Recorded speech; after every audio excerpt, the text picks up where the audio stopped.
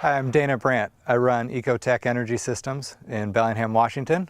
We're here on Guimas Island. I'm going to give you a tour of a 37 kilowatt PV system with 21 kilowatts of that AC coupled into a battery backup system.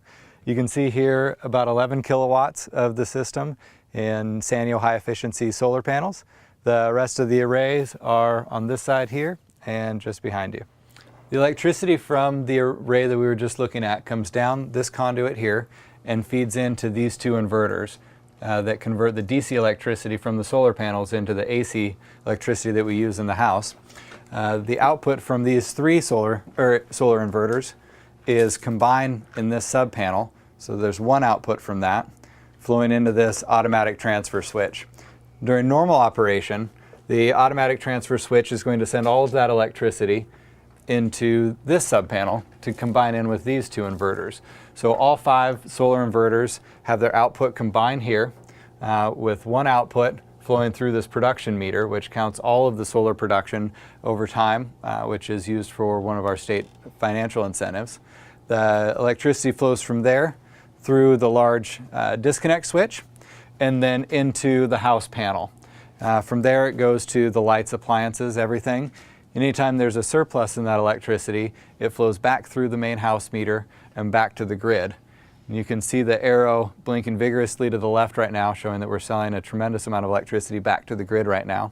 And later at night, we'll take that electricity back from the grid that we've put in today.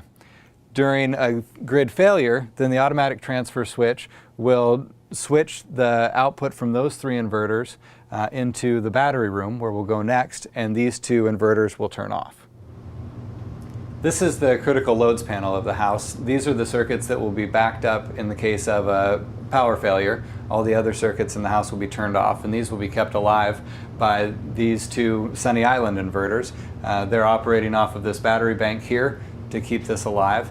The automatic transfer switch will switch, as we said, and transfer the solar electricity from those first 3 inverters into this panel as well. It's unusual battery backup system in that it's AC coupled as opposed to DC coupled, meaning that the solar electricity isn't going directly to the batteries and through the inverters, but coming in already inverted to the AC side. These inverters in that instance are the masters of what's going on. They will basically organize where the solar electricity is going, either to these loads to charge the batteries, or in the case that there's surplus, they'll send a signal for the inverters to ratchet down their output and keep everything in balance. I originally got into renewable energy to do international development work, to bring power to people and places that didn't have it. And at that point, when I got into it, I didn't really understand the domestic need for it or saw a domestic market for it.